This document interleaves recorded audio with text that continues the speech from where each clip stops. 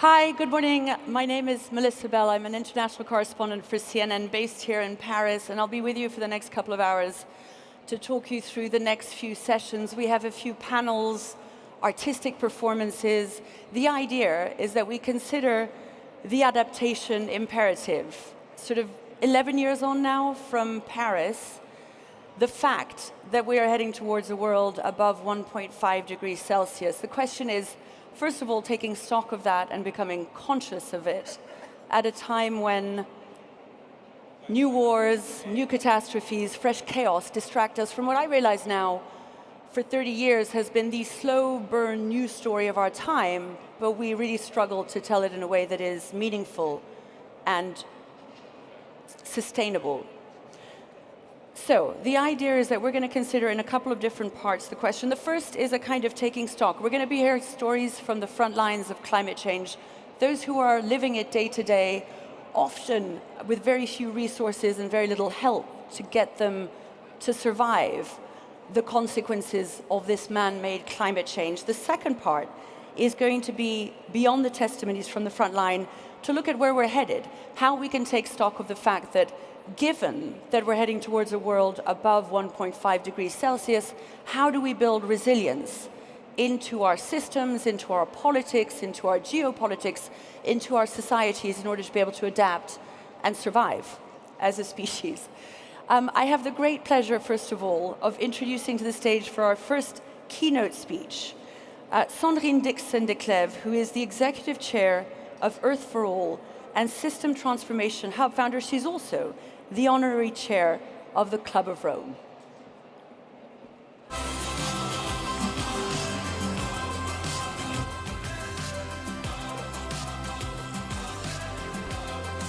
Hello, everyone.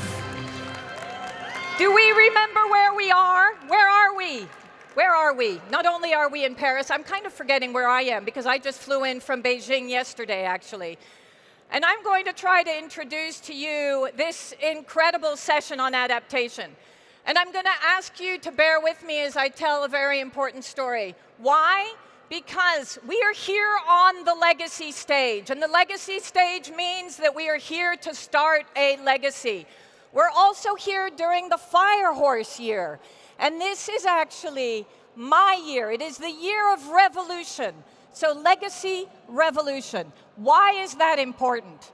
That is important because we are currently in the middle of what I call the ecosystem.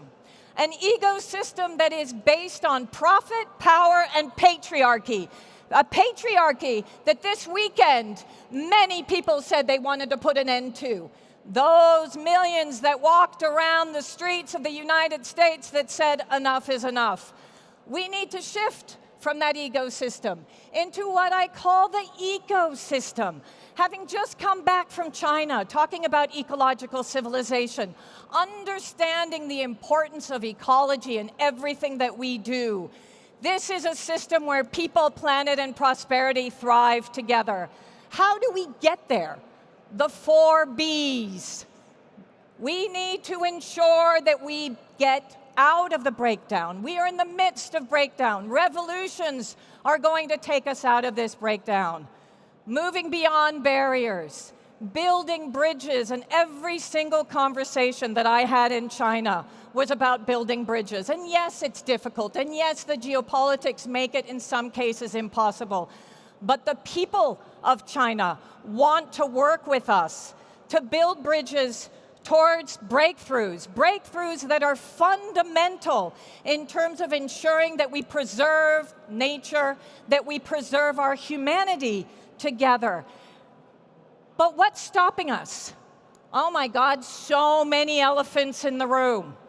Elephants that are sitting here amongst us. The fact that we have what I call the 6 M's, the monarchy, the one that we just said we don't want anymore. The money that determines almost everything that is built within our financial system and is our economy. The obsession with molecules, increasingly brown, not green. The continuation of the obsession for minerals and enabling actually invasions of countries in order to get more minerals. The military, and the fact that we are seeing that our economy is now hijacked by defense in Europe, but there is an increasing push of invasions and conflict across the globe. And the media that is fueling it all, and the fact that actually we are seeing a continuation of an immoral system.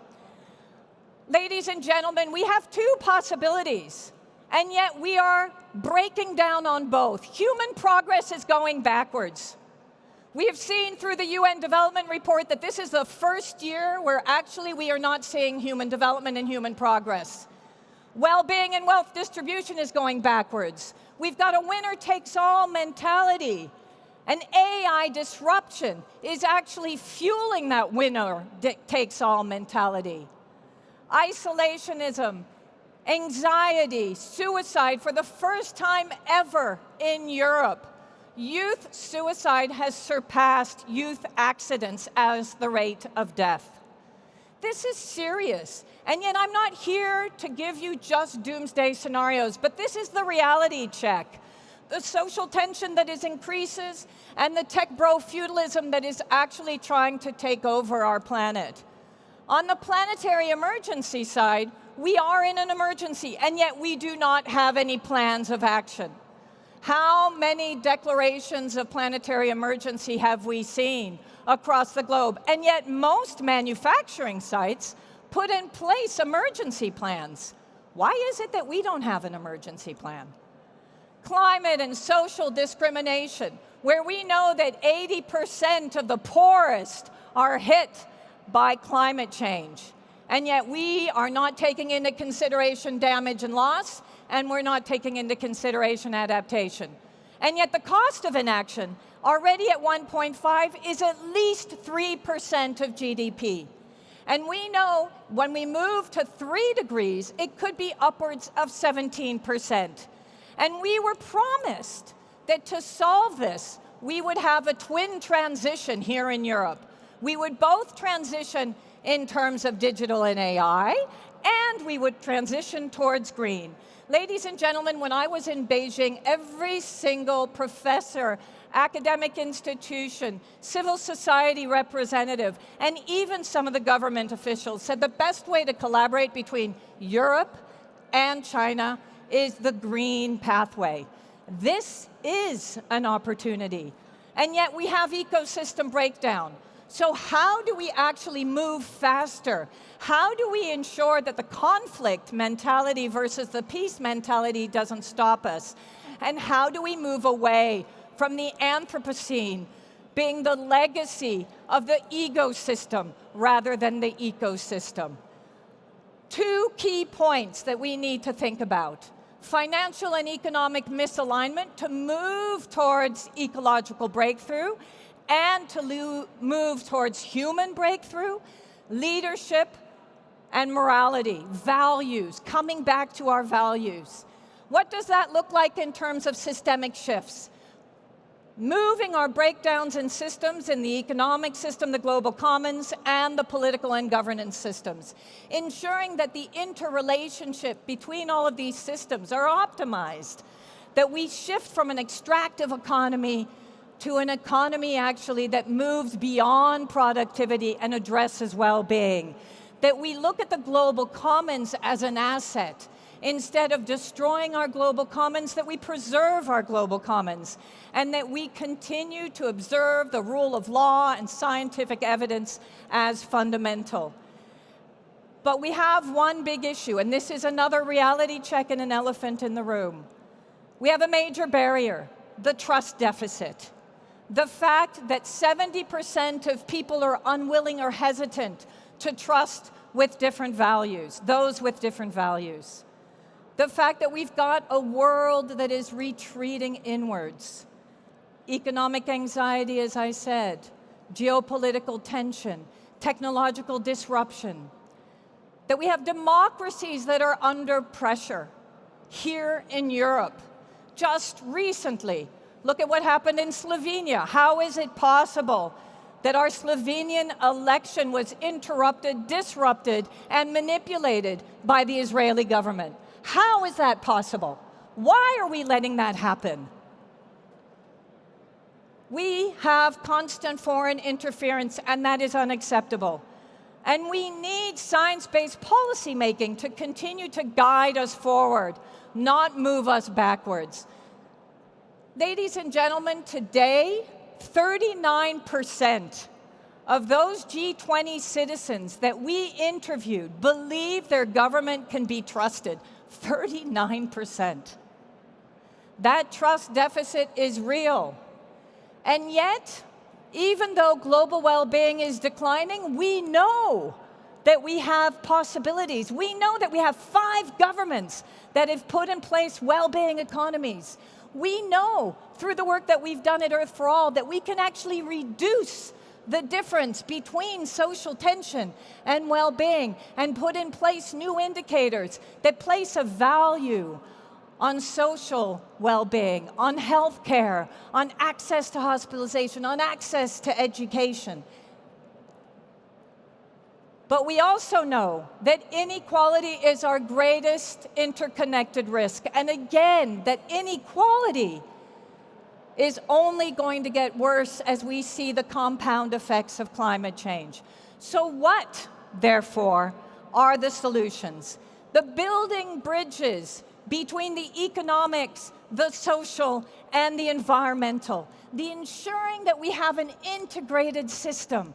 The way in which we can start to put forward the well-being of all citizens rather than just the few. And then thinking through what we call now adaptation economy. Ensuring that as we do this and as we mitigate, we put in place what we need in order to truly adapt, but not obsess just about adaptation, because we cannot just think about adaptation as the only way forward, but it has to go hand in hand with mitigation and systemic shifts. That adaptation economy is based on entrepreneurship, innovation, and ecological and technological diffusion. And I see that we've lost the slides because I've gone over time. Is there? Thank you very much. It's very important as we move through this framework that we think through the quality and robustness of infrastructure, that we go into economic resilience, that we think through risk expectations and how do we de-risk the system, that we look at governance, efficiency, and integrity, and that we take into consideration both capital flows but social cohesion, in order to have more stability across our economies. Ladies and gentlemen, this is my last slide. 62% feel optimistic about their future, but only 44% feel the same about their country, and 38% about the world. So where do we go from here? I say this is the year of the fire horse. Let us remember and take strength from that. It is time for us to rise up. It is time for us to call for the change that we deserve. That is why we are here at Change Now. That is my call to all of you. Rise up, call for that change, be part of that change. Thank you very much.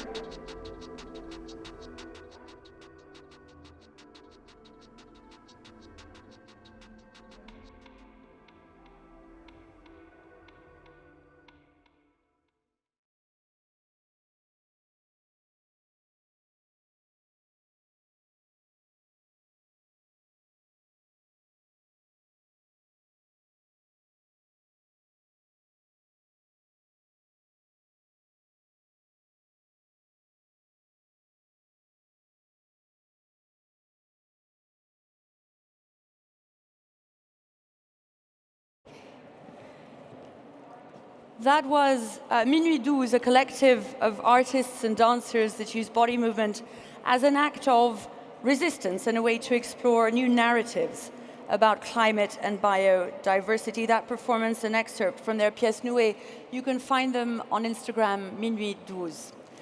I'd love your help now in welcoming our first panel. They're going to be with us a couple of times. The first time is to consider that question I mentioned earlier of the stories from the front lines, the people actually living through the changes that are making life difficult or unsustainable in some parts of the world. We're going to be hearing some of those testimonies through them, and later they'll come back for another panel to look at the question more of how we build that resilience and try and deal with this in a longer term and more sustainable way. And at that point, you'll have the opportunity to ask some questions. So do please help me welcoming to the stage our panelists.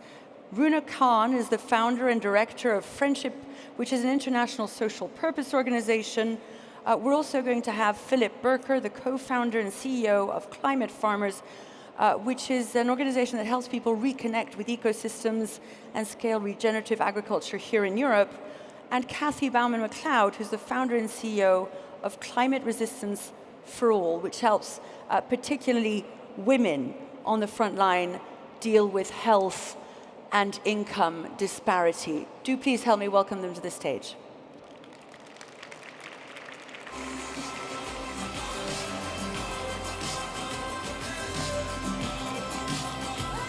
So nice to meet you. Hi. Nice to meet you. Melissa. Nice to meet you. Thank you very much. I think I'll let you speak. Wonderful, thank you. Good morning. It's so nice to be here. Thank you. I want to help frame the conversation that's going to happen in just a minute. And I'm going to start with a pretty tough statistic. Extreme heat driven by climate change is the deadliest killer of all climate hazards. Cyclones, fires, floods, landslides, and oftentimes all of them combined. And extreme heat is silent and deadly. And every single minute of every day, extreme heat kills one person. And my story today is to help illustrate how that happens.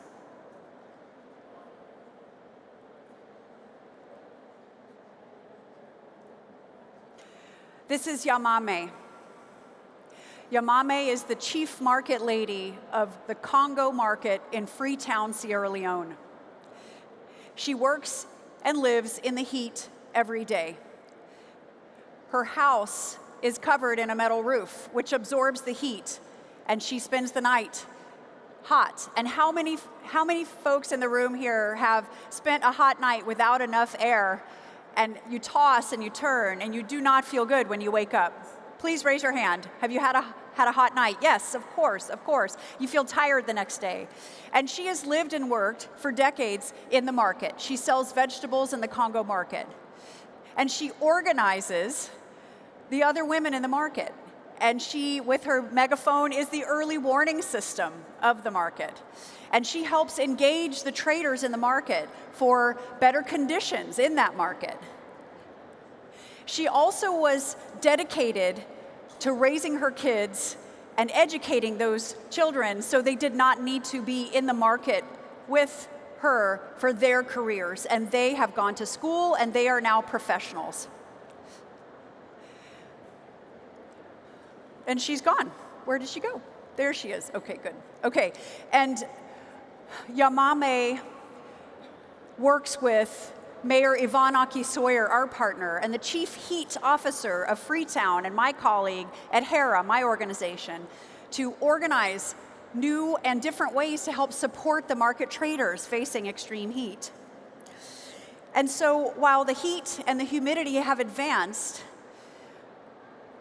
her income has gone down. So the fruits and vegetables she's selling go bad before she can sell them. She doesn't have access to cold storage. And the foot traffic is down as people come into the market less because it's hot. And oftentimes she feels so sick she needs to go home and she needs to lie down. And so in our surveying of understanding how impactful heat is to the market traders, they're losing 60% of their income to extreme heat, 60%. And so this story ends very sadly. Yamame lost her life to extreme heat 8 months ago. But today, and this entire conversation for 3 days is about solutions. And so many solutions exist, and Yamame laid the groundwork for shade, lights, fans, all powered by renewables, cold storage. And we work with 300,000 women who now have access to an insurance in India that supports their income when it's lost to extreme heat. When a certain temperature is met that's dangerous for their health, they get paid to their bank account. We're working in Bangkok with motorcycle delivery drivers who need to wear different types of clothing that lets the air in but protects them if they fall.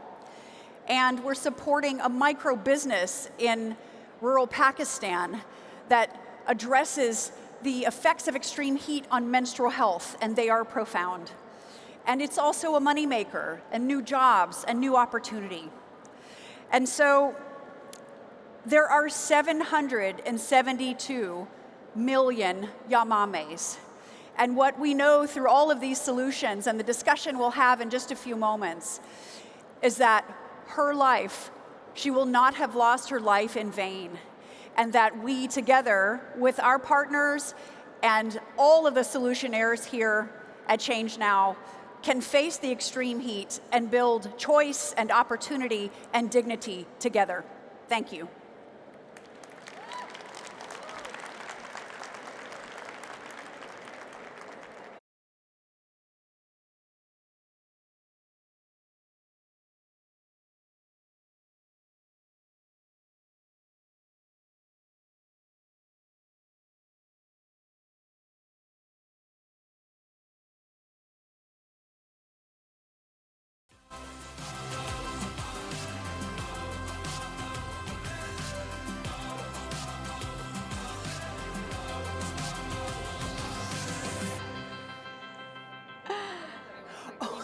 So we were just sort of like, hey, girl. Thank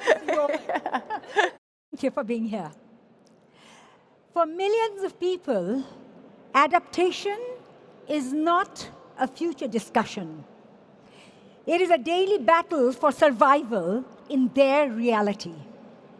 Homes, the very land they stand on, washed away, famines, cyclones, snow melt with resultant flooding is a seasonal reality. Salinity seeps in, invasive and intruding. In all areas where there is life. Health, potable water, desertification, with total ecosystem damage, all arable land so often disappears in a single season, creating societal disarray, lives, livelihood, even strength to hope is lost. The changing climate is not only an environmental crisis, but a human, social, economic crisis with constant fights for self-respect and dignity. And this is what climate change looks like from the forefront, in the front line. For the last 23 years, in the communities Friendship works in Bangladesh, as in so many other countries, people So many people, millions, are living this daily. Yet, the front line is not only a place of suffering.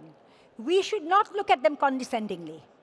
Here, one sees innate strength of human beings, biodiversity, and environment. You see knowledge, resilience, and innovation. People living closest to the climate, to the crisis perhaps because they have no other choice, find ways for themselves and their ecosystem to somehow survive.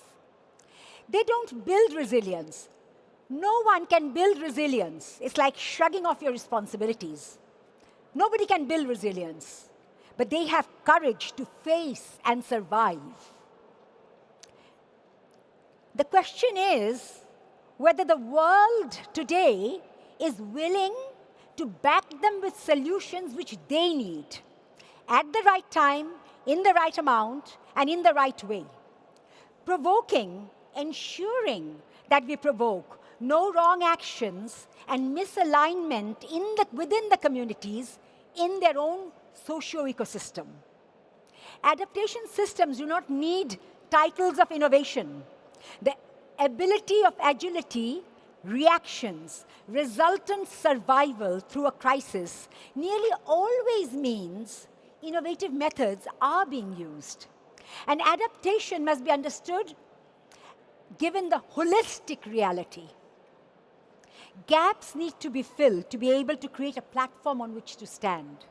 It is not through a single project or a single technology or a single policy change.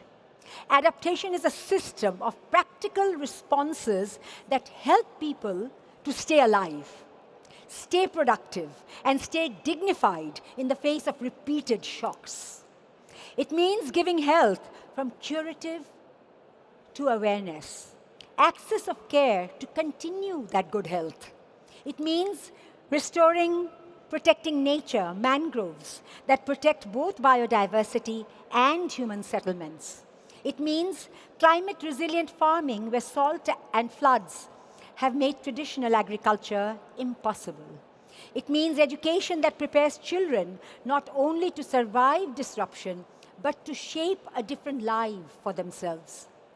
Livelihoods that can withstand shocks, and local institutions that are strong enough to respond before vulnerability becomes a catastrophe. When ecological restoration, human services, and economic opportunity come together, resilience becomes real. Communities become less dependent on emergency aid. They become better able to absorb shocks, recover faster, and protect what they truly value. That is not only good for vulnerable people, it is good for states, economies, and for our shared future. And a lot of mutual learning can be done if there is humility.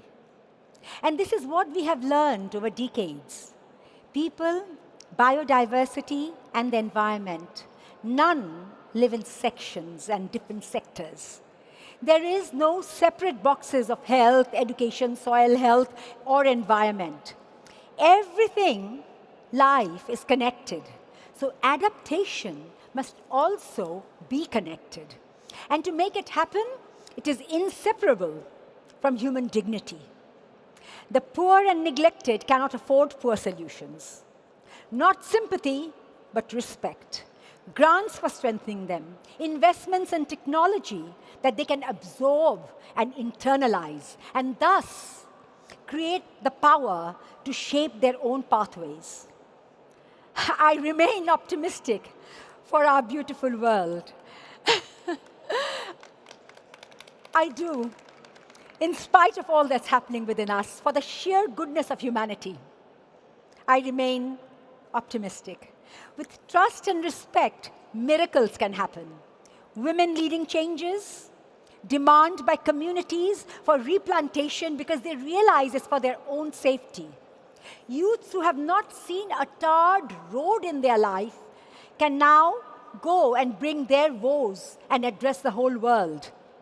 Right method of adaptation, local, integrated, humane. done holistically and ensuring dignity, leading to transformation. Today, we need to invest in holistic solutions.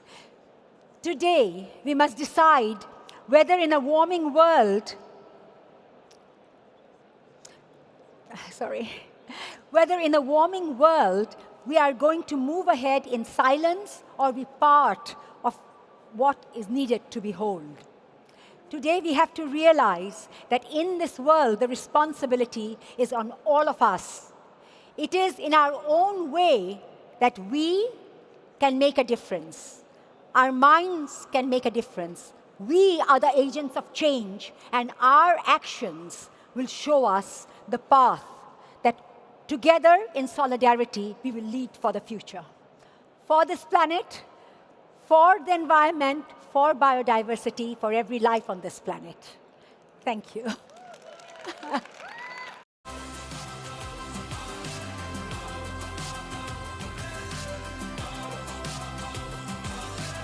Runa.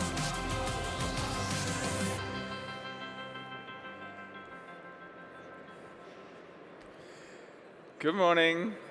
It's a pleasure to be here today again and to share with you the perspective of one of the most vulnerable parts of society in Europe, our farmers. When Change Now told me about the context of the session today, I immediately had to think of a picture that we used in the very first Climate Farmers presentation back in 2020.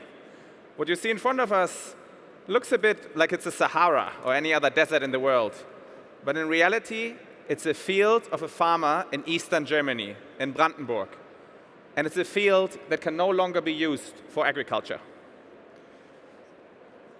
Now, as climate farmers, we are working with farmers in the European context, and we are seeing firsthand the effects of climate change for them.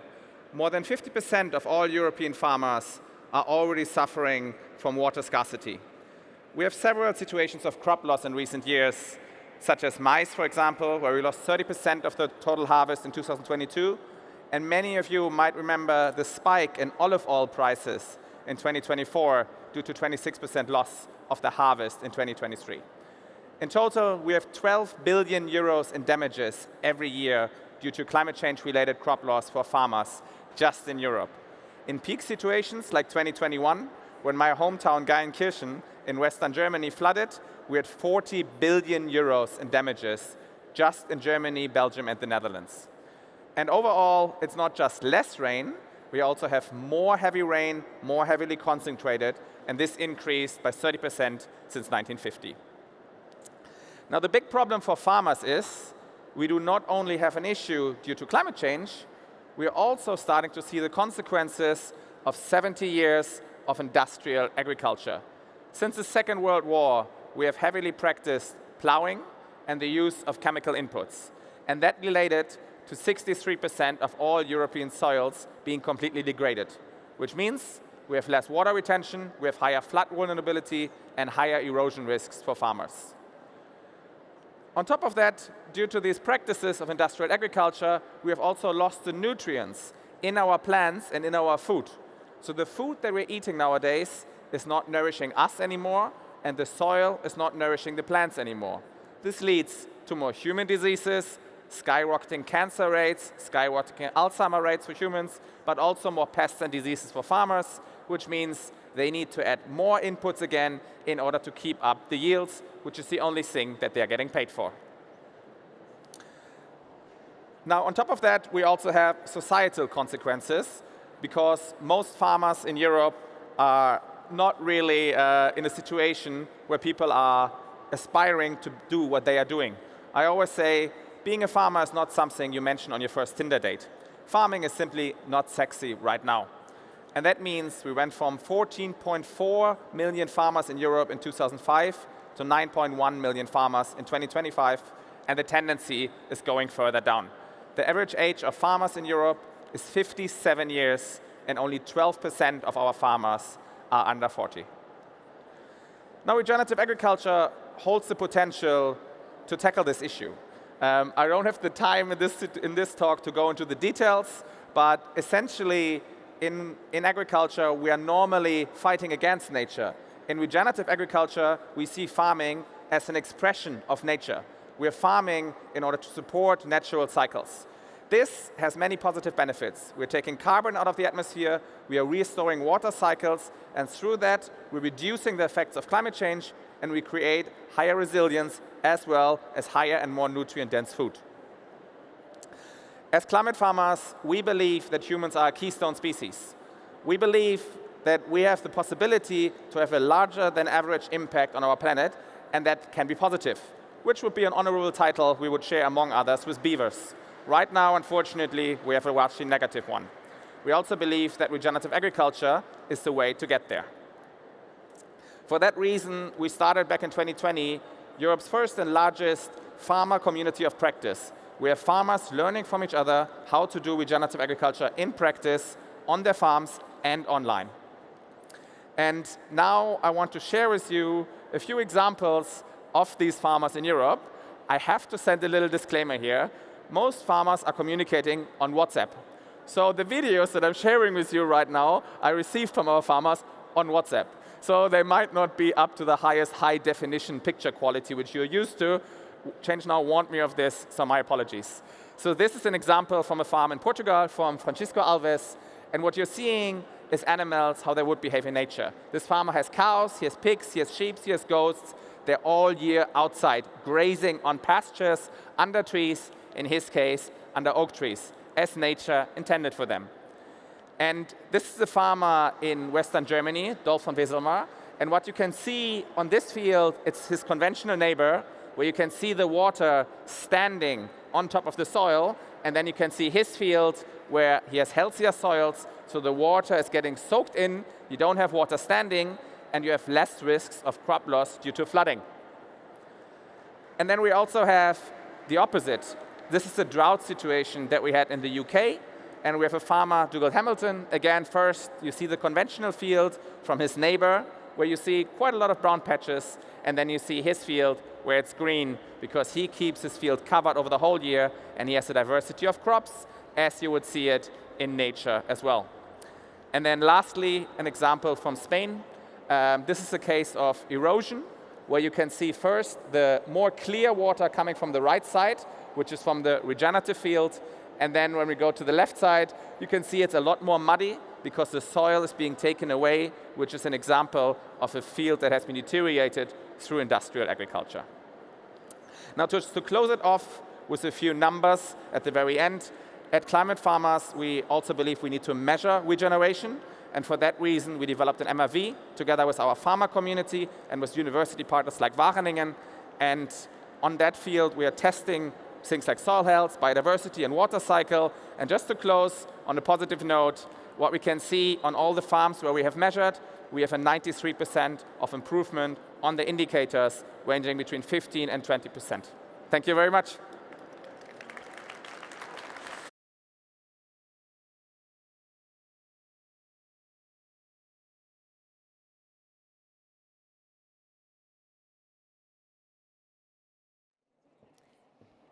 Thank you so much to all three. That was Philippe, Kumar, and Kathy. All of them will be back in a little while to talk, as I mentioned, about the question of resilience and how we cope and help deal with the fact that these cases exist and these front lines now exist, and again, build resilience into our systems. Now, it gives me great pleasure now to introduce our next keynote, and Levke Caesar. Just a little bit about her. She's the co-lead of Planetary Boundaries Science. And the idea is really this, to help you understand, to help us understand what climate breakdown actually looks like over the coming years, what it's going to feel like, and what we need to do about it. You'll then have an opportunity to put your questions to her. Please help me in introducing Levke Caesar.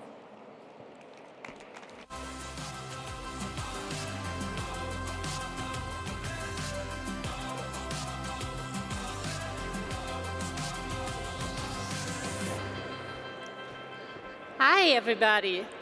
So I'm actually really excited to be here because I love talking about science. And you just heard I'm a climate scientist. I want to start off with the good news. We're actually going to have time for 2 questions after this presentation. So if anything sounds weird, fishy, or just not clear to you, just note that down, because I will have time to go into that later on. Now, you already heard about the problems we are facing right now due to climate change. But what I want to talk about next is, what future are we headed into? And that's actually a quite difficult question, because the one thing that we do know is that our future is not just going to be some smooth continuation of where we are today, but it's rather going to be shaped by thresholds, feedbacks, and deep uncertainty. The one thing that we do know from climate change science, and unfortunately this doesn't work, oh yeah, now it does, is that our future is going to be non-linear. This means that small differences in the changing can actually lead to very different outcomes. So on the left-hand side, you see one possible future, one that is actually marked by some but limited warming. We definitely see impacts, as we're already seeing today, but overall, we're going to be marked by relative stabilization. So we're going to stay in this green, safe space that is Holocene-like. There's another option that you can see on the right-hand side, a future that is actually marked by a shift in the Earth system state, by cascading changes, and a whole Earth system reorganization. Now the question is, what future are we actually heading into? And the answer is, this is of course determined by our behavior, by the pressures that we're putting on the Earth system, but not just that. It's also shaped by how the Earth system is going to reply to these pressures in detail. And that is something we cannot really control. And this brings us to the topic of tipping points in the climate system. What are tipping points? Tipping points are thresholds where a small change in part of the system can actually lead to cascading changes in the overall system's behavior. Now this might sound very complex, so I thought I want to start off with some more tangible examples. For example, a cat can tip over your favorite mug. As a cat owner, I can unfortunately confirm that that's possible. Or you might tip over when trying to balance on a chair. Now what all tipping elements that have tipping points have in common is that they have a stable before state and a critical threshold that, once crossed, leads to a very different stable after state. Now, still might sound a little bit strange if you're not accustomed to it, so I do want to give you some more examples, and I apologize, we do have some time like here. People, I already talked about it, can tip over, and then can do that not just literally, but also figuratively. Or the mood in a room can tip when something unpleasant or unexpected happens. Negotiations can be on the brink or a tipping edge. And of course, when we turn to our ecosystems, a lake can tip when excess nutrients lead to harmful algae blooms and low oxygen levels. So we have lots of tipping points. But what actually is leading to this tipping point behavior?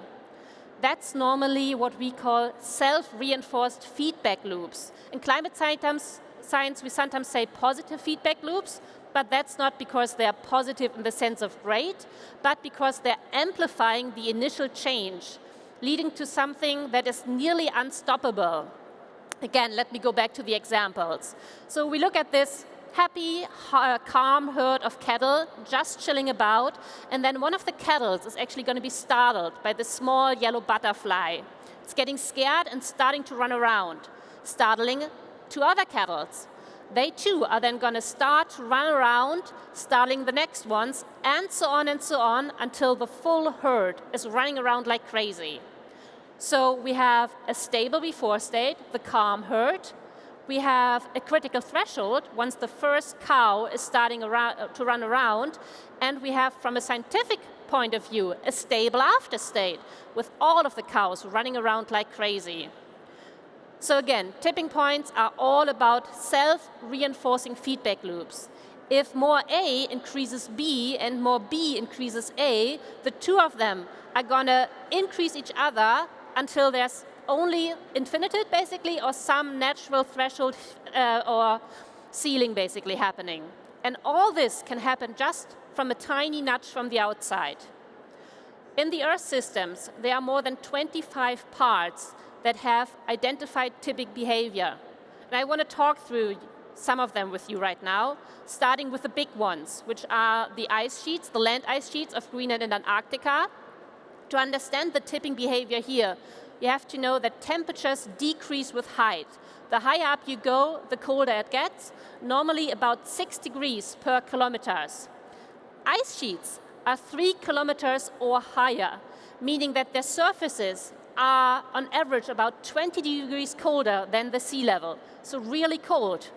If they start to melt, the elevation of the ice sheets is decreasing, getting into warmer air, continuing the melting, and so on and so on. So summing this up, under global warming, when this ice sheet melting starts off, due to the decrease in elevation, it can start a feedback loop that is very difficult to stop. And we already see melting. Now this is data from the GRACE satellite from Greenland. On the left-hand side, you can see the areas affecting by melting today, and on the right-hand side, the total ice loss in gigatons.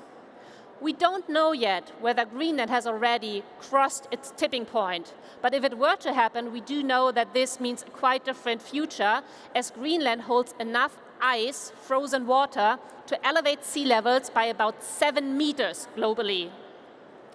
Greenland's counterpart in the south, Antarctica, is also melting.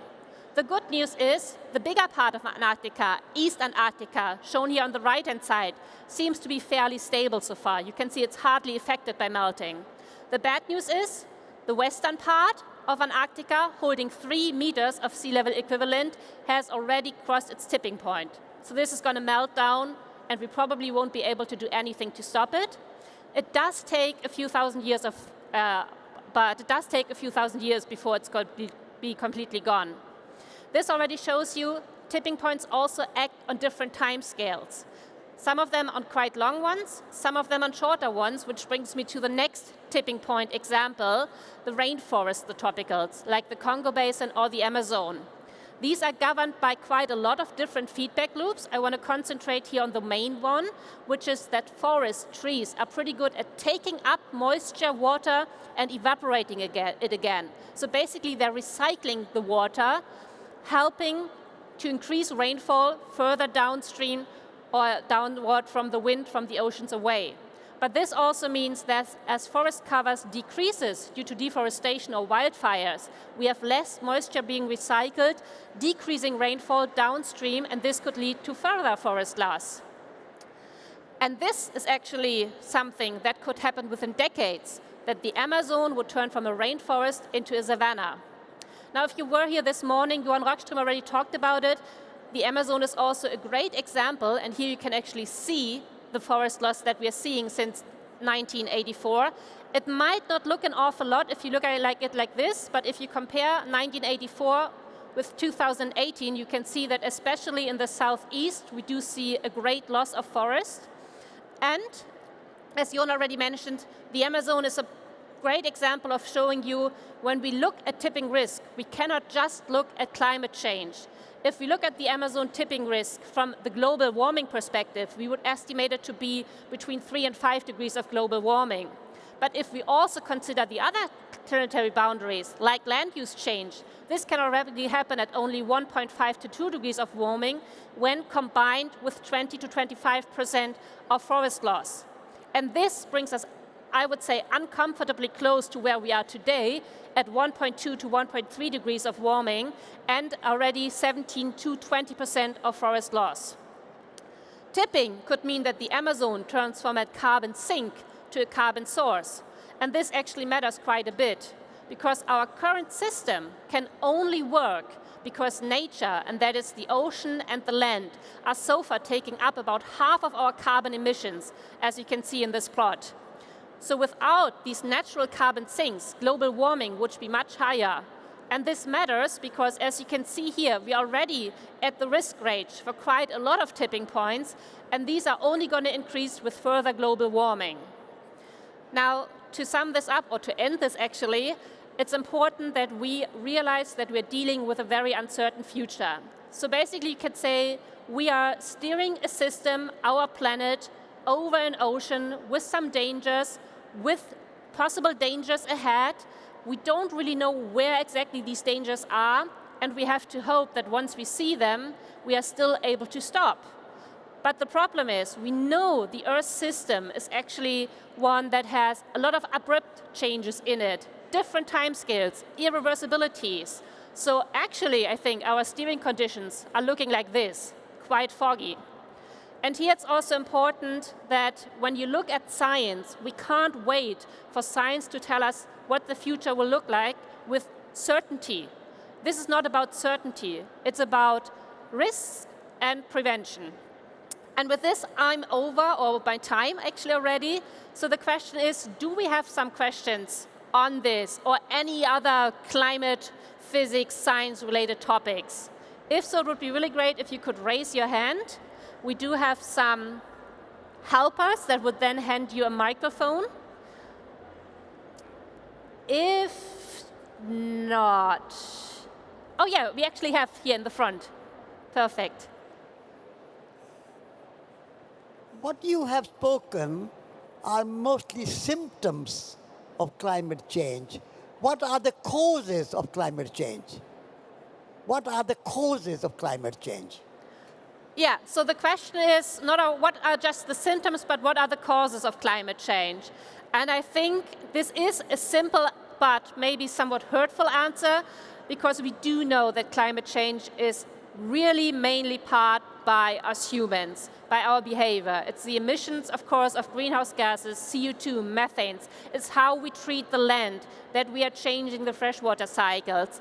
And of course, and I said, this is what makes the future so difficult to predict, that then how the system evolves doesn't just depend on how we push it, but also on some inner dynamics and workings.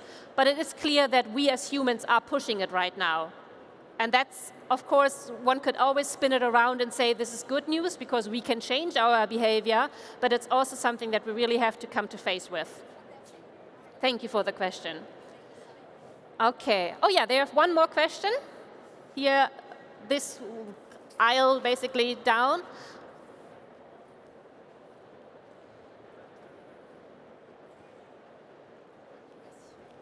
Hello, thank you.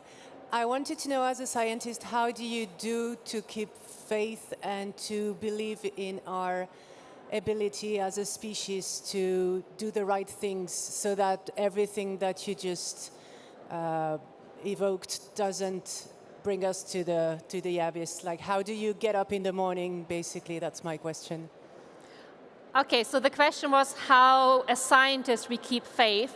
And I think that's a quite difficult one. It's definitely not a scientific question in the sense I can't use science to answer that. Maybe a little bit in the sense of we do see that parts of the Earth system can actually be quite resilient once you give them the chance to regrow.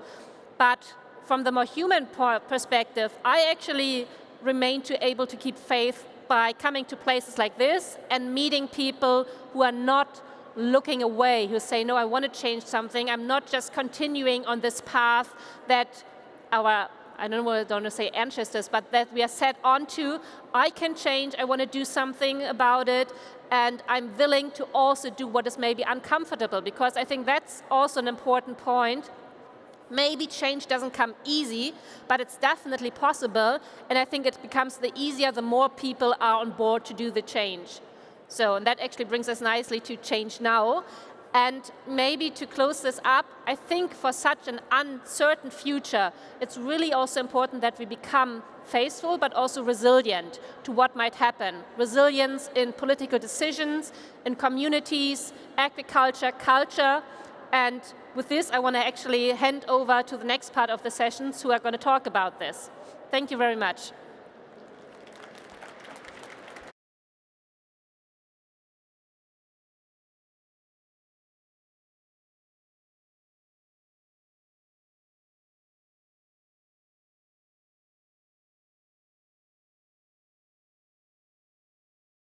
I mentioned earlier, the next part of our session today is so that you don't leave thoroughly depressed, to consider the question of how we find and ensure a positive and achievable future that it's not all doom and gloom, and there are things that can be done to mitigate and to adapt.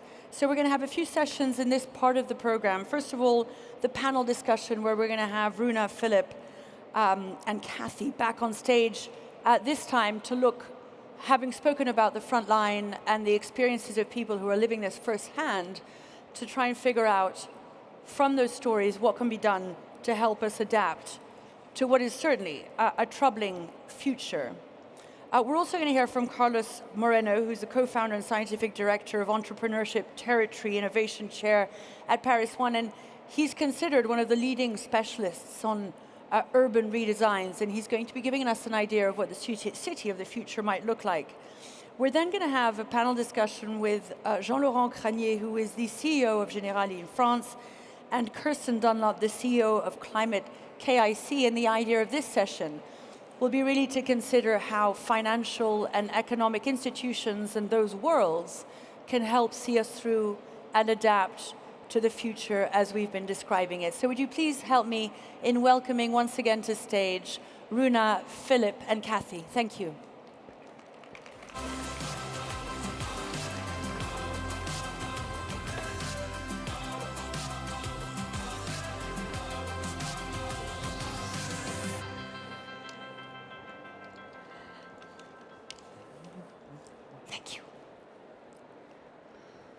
So Philippe, maybe if I start with you while we settle in. You were telling us some stories from farmers on the ground. What are they already doing today that gives us an idea of what resilience looks like even? Sure. I mean, I think one thing is regenerative agriculture is always very context specific, so there's no one-size-fits-all solution. But one thing that is always in common is a strive for diversity. If we look at nature or any natural context, you would never see a monoculture field or a monoculture forest. This is something that man made for efficiency reasons, and we reached the end of that. We're seeing right now that through that efficiency, we build fragility, because if you have only one plant, then that plant is of course very receptive to one predator, one bug, one disease that kills all your crop. So generally, we're always working with farmers to diversify the operations, and I believe that the future is polyculture farms. So we will be moving away from an arable crop farm or an agroforestry farm towards a polyculture farm that integrates trees, year crops, and also animals. That's fascinating, because I didn't understand that the agriculture we used to in Europe, these monocultures, are actually unsustainable long-term because fragile if efficient. That is fascinating. I'd love to come back to in a second. Runa, you're talking about risks, opportunities. What would you say is the biggest gap between what we know and what we're doing?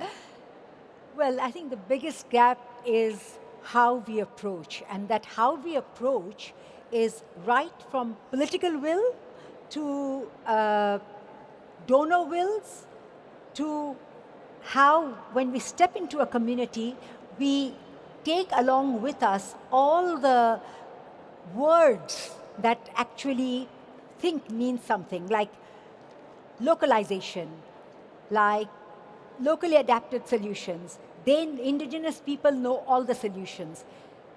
We have to listen to their needs, because they cannot always give us what is the right solution.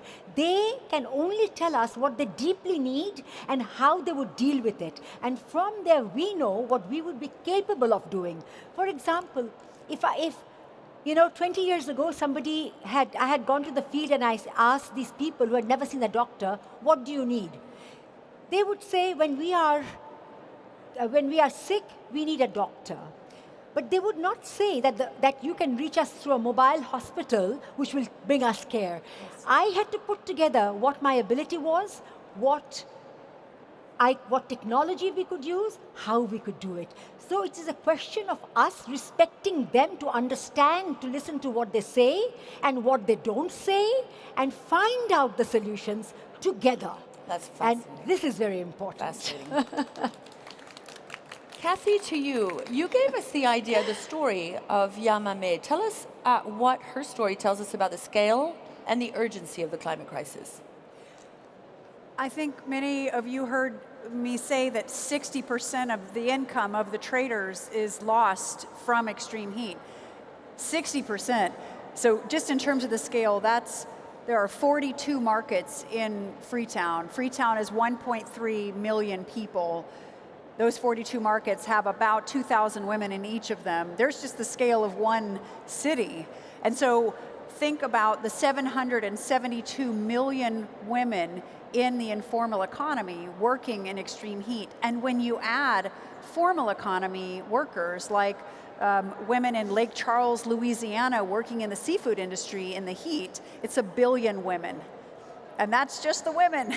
So the size and scale is almost hard for us to understand, but the solutions are increasingly showing evidence, and the cost-benefit analysis for understanding if I invest this much in this solution, this is what I can expect back in either increased productivity. You know, if you think about garment factories, in garment factories, the factory floors are hot, and so the productivity is down, and nighttime temperatures are so important, and when we lose sleep at night, you have productivity losses in the day, and it's not surprising. And those losses are at about $250 billion every year just to the US economy. And so it is massive impact, and so it's in every supply chain, in all workforce, in informal and formal economies, working labor markets, and so it is silent and invisible, and yet so magnificently impactful. And so all of the solutions, and just as Runa says, co-created solutions, one of the most important parts of adaptation is it is not a one-size-fits-all, and why adaptation is a challenge, can be challenging for financing, is that it's just not like it goes here and here and here and here. It has to be localized. It has to be And tailored. why it's so complex, of course, Kathy, as all of you have illustrated in what you had to say. The question of the individual and the scale, the question of the practical solutions that you bring to people. What you were saying a moment ago, Philippe, about the monocultures is fascinating. Give us an idea of that question of scale and how we find these solutions without losing the local relevance that you need to keep.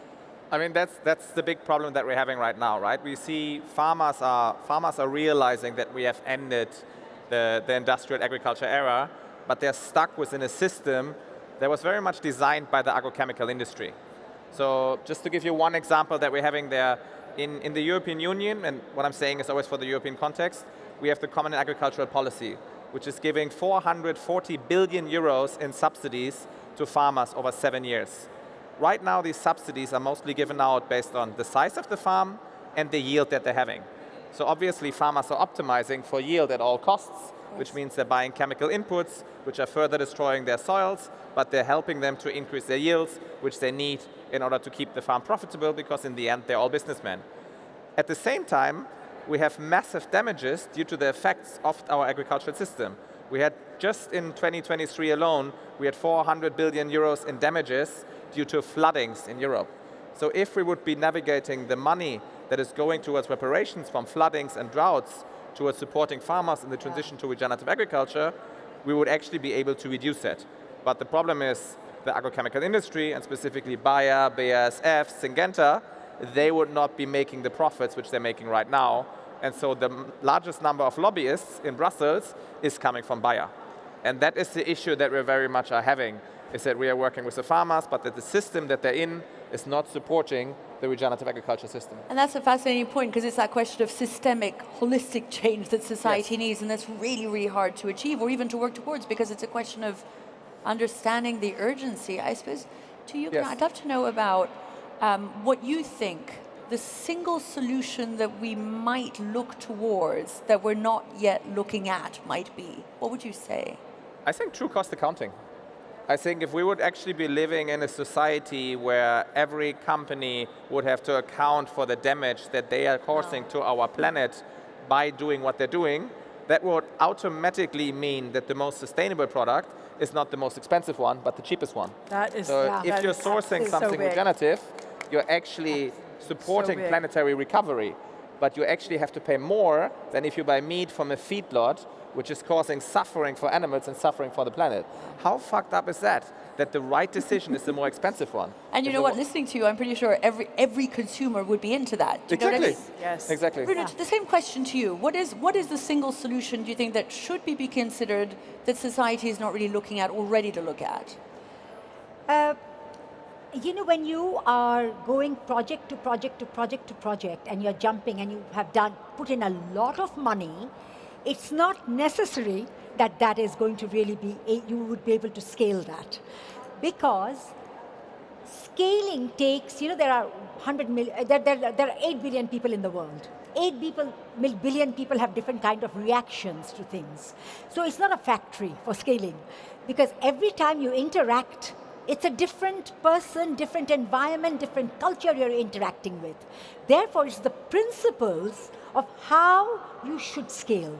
You have to ensure that there is trust between the lives you touch and when there is trust, then whatever you tell them, they start internalizing. Unless the communities, the people, when you walk into a total different environment, they can internalize what you have, what you tell them, and it's not just the project will end, you've done your ticking, and now you can expand. It doesn't work like that. The people have to accept they need the right thing at the right time, in the right amount, in the right way. Then they will see, oh, there is a change in my life, and they start making their own decisions. Exactly the same when you think that you have a solution and you want to scale. That doesn't work. You have to be respectful enough that you need to again interact, but ensure that you can be rest assured that unless there is trust, and the trust comes with ensuring that there is human dignity which you give and you receive, and then you walk in and it works. So we scaled from 1 hospital ships to 7 hospital ships. Just literally, I was sleeping in between, you know? I didn't have to go and be there. It was the people, because they understood that one works so well, and we could internalize, we accepted their difficulties. So scaling is absolutely, it's mandatory that you work towards working, and they start trusting you. And then when you become an example, scale can happen. The government trusts you, donors trust you, because you are transparent, you work with values, and then there is, and you can make changes, because every time you put in a little bit of work, a community, there is a difference in that community. So you have to be able to navigate and be agile. And you need trust with the donors so that the donors agree to your changing what you're doing. And this agility amongst all the different stakeholders is extremely important for and that crucial question, Runa, of trust. Kathy, I'd love to ask you a similar question. The idea of these individual stories that we've heard to scale without losing local relevance. What do you think needs to be done with regard to that? I think we have to start with women. All of the data supports that women are better risk managers, that women are, when they're on boards of companies, those companies make more money, that women together on boards are managing environmental, nature, and other risks better. They're, as leaders, investing in environmental early childhood education. They sign more treaties with other companies, other countries. Women leading the countries during COVID had fewer deaths. Women leading countries have fewer carbon emissions. Women are powerful leaders. And the fact that bias against women is so strong that we'll go against our financial interest is gobsmacking. And so the solution is to have women at the table and to put trust for financial and public leadership in women. I think it is such an excellent point. I spend so much time doing these conferences on sustainable agriculture, the future, climate change from across the world, and it's the one thing that comes back all the time, and it's astonishing that it's taken this many millennia for us to realize it. Kathy, let me start with you then. Closing thoughts, because we're going to be running out of time. I'd like to know from you maybe first, 1.5 degrees Celsius, we're heading beyond that. We now know that, it's been established. What does a resilient future look like to you? A resilient future looks like every individual having the climate literacy they need to prepare for, withstand, and recover from inevitable shocks that are coming, and that they have the capacity to do it. That is resilience. It is not these big programs, and it's not multilateral banks and their investments, and it is in the communities, within the families, within our own neighbors. One of the biggest drivers of our survival in a disaster is whether or not we know our neighbor. It will be community, capital, and our own ability and capacity to understand, prepare for, and live through and thrive in what is coming. Same question to you, maybe Runa. I'd love to know what you think beyond 1.5 degrees Celsius resilience looks like. Okay. I have a little problem with this word resilience, because resilience often connotes that those, I will not say responsible. I mean, in the world, there's no blame game here. We just need to use our conscience to be able to put the developing countries and developed countries together. We need conscience. So resilience, I don't want someone to say that the people in the field are so resilient, our hands off. Yeah, we don't have to do anything more for them. Yeah. All done. So this, so I have a problem with this word. But, however, to build resilience is to ensure, and this is deeply, I am speaking to governments, and I'm speaking to donor agencies, and I'm speaking to people like us on the field who are delivering, all of us. We need to build capacity of the people in the field so that they can restart their life.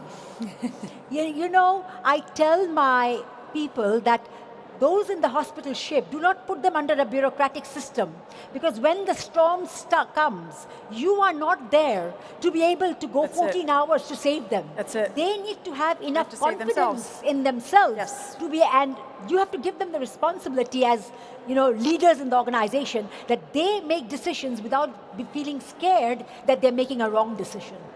So they have to take it in their hands. So resilience is to ensure that you can build a deep, humane capacity of the people who will take the next step forward, who will have to survive and to live.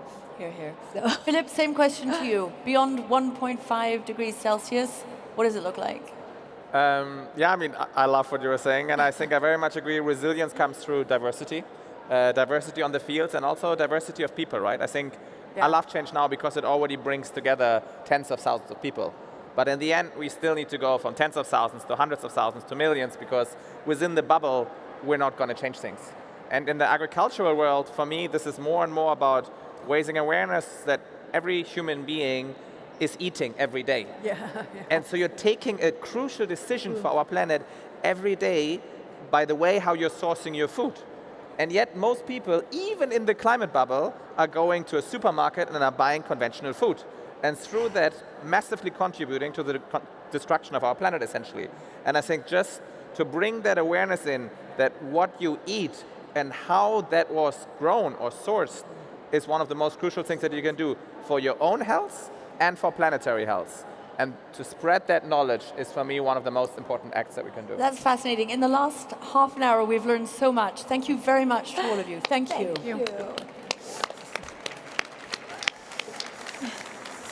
Thank you very much. Thank you. Really remarkable in terms of both the question of what resilience looks like beyond 1.5 degrees and the sort of practical steps that need to be taken. We're going to move on now to our next keynote speech.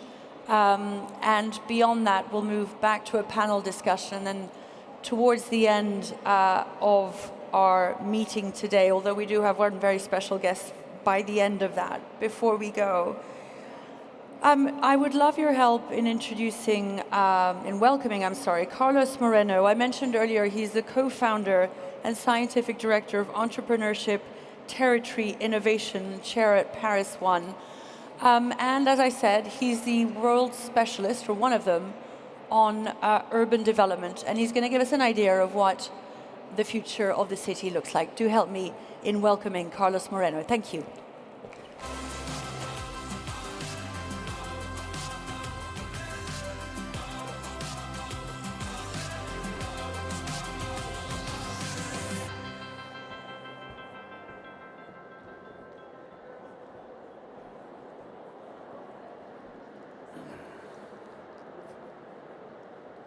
Good morning, everyone. It's a great pleasure for me to be here for this Change You Now 2026.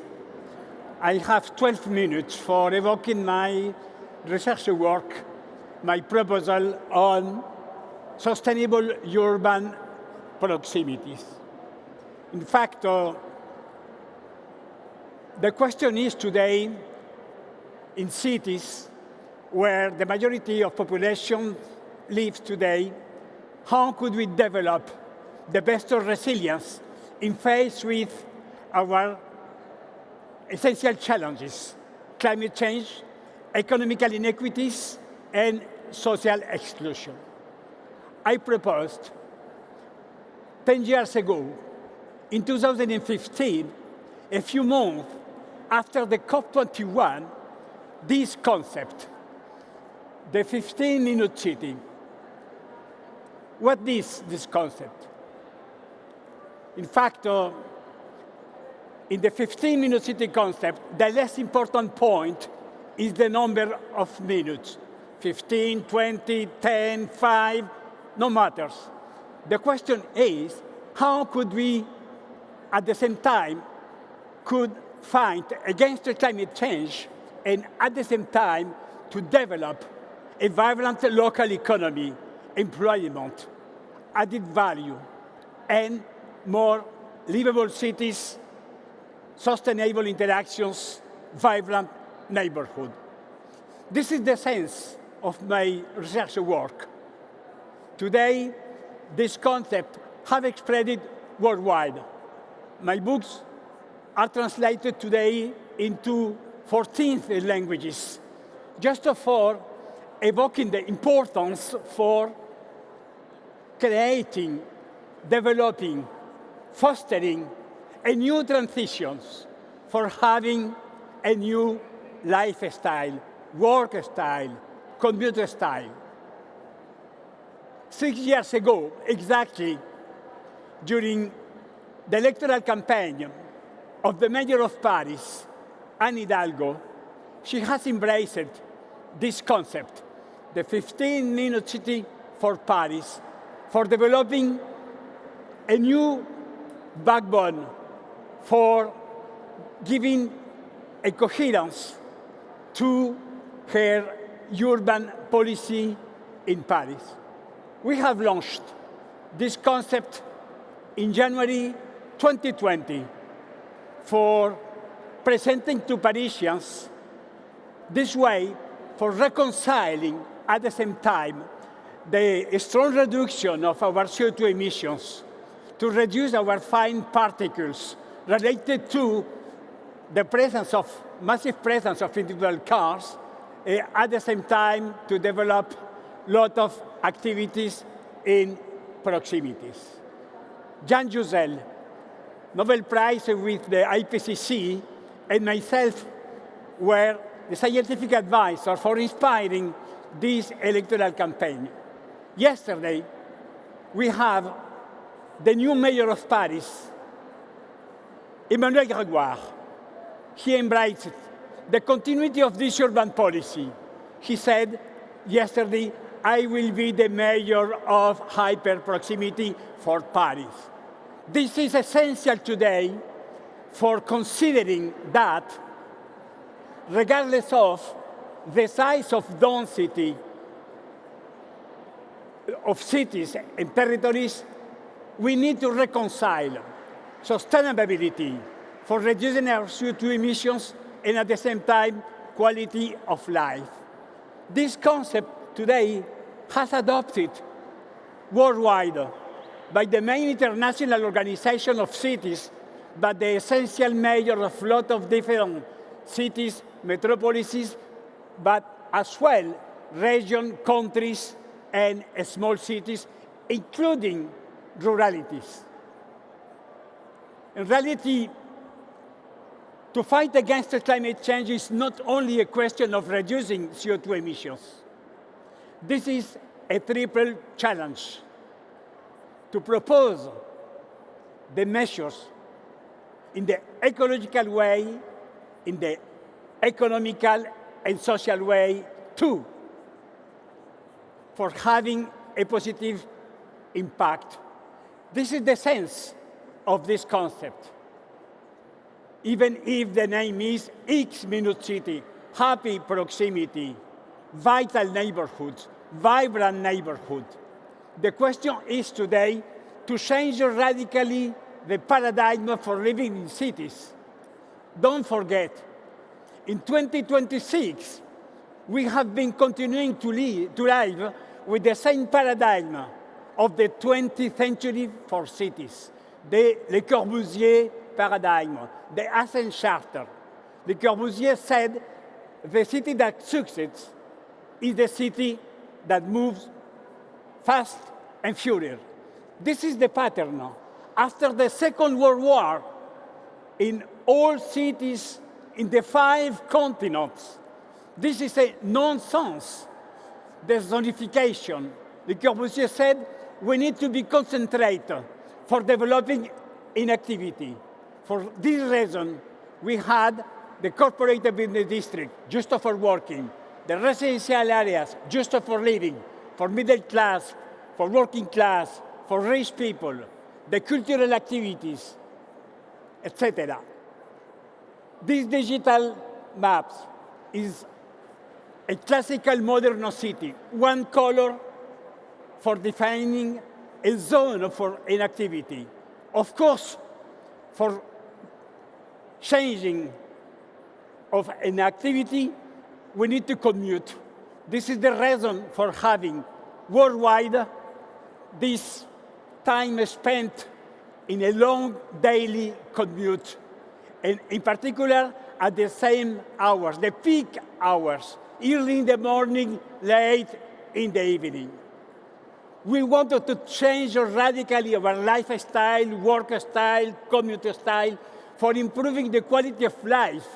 And the essential point today is offer to citizens dwellers, to the inhabitants in cities, a real well-being. The well-being is proposed by this idea of proximity for developing a new kind of city at the opposite of the functionalism, of the zonification, by the mix of the functions and the mix of the social categories in a polycentric city, the Rambo of the well-being. The time is the new urban frontier, the sense of belonging, for escaping to be anonymous, for escaping to neighborhood as the dormitory places. This is our commitment today, to change from the cities strongly, for escaping to the addiction to individual car, for escaping to the absence of physical activities, for creating, developing cities for people, for stopping to continue to be the modern centers, half human, half cars, for becoming the 100% humans in cities. This is the sense. We don't have a choice today in fight to climate change, urban illnesses, social exclusion, difficulties for having a social housing, the traffic jams, the unhuman malls, the absence of democracy by the authoritarian governments. We need to propose a new kind of city. Proximity exists in a lot of cities, but this is a privilege for just any one people, for certain people, by the higher revenues. We need to transform that. The life is in blue for people that live in the historical centers. The life is in red when people live so far. 10 kilometers, 20 kilometers, 40 kilometers, this is no way. No more services, just one roof and 4 walls. We said housing is not just a roof. Housing is, at the same time, services. Services for having the quality of life. The 50-minute city, in fact, is a way for fighting against the temporal injustice, the spatial injustice, for fighting against the social exclusion, the urban segregation, for fighting against the social vulnerability. The 15-minute city, the X-minute city, is in a way for developing more livability in cities.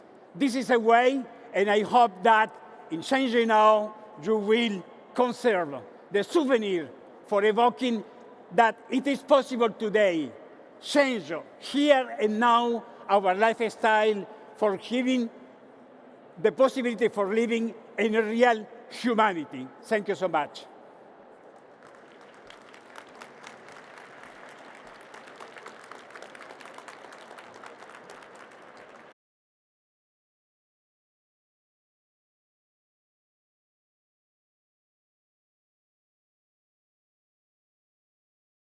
Thank you very much, Carlos. Moreno, though, there. And I wanted to, as I mentioned to you earlier, the idea of the next panel is really to consider the economic and financial adaptations that are needed by that whole part of the world to deal with the world as it's coming, as it's becoming. Do help me in introducing to the stage, first of all, Jean-Laurent Granier, who is the CEO of Generali here in France, and Kirsten Dunlop, the CEO of Climate KIC.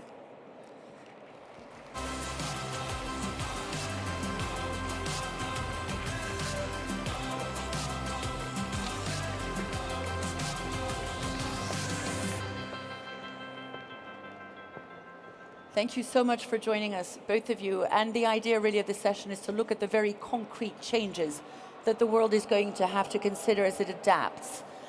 Beginning, first of all, with you, Jean-Laurent, if we accept then that we're operating beyond some of these planetary boundaries, what does it mean from your point of view at companies like Generali? Has the world, or is the world becoming uninsurable? Thank you, Melissa, and good morning, everybody.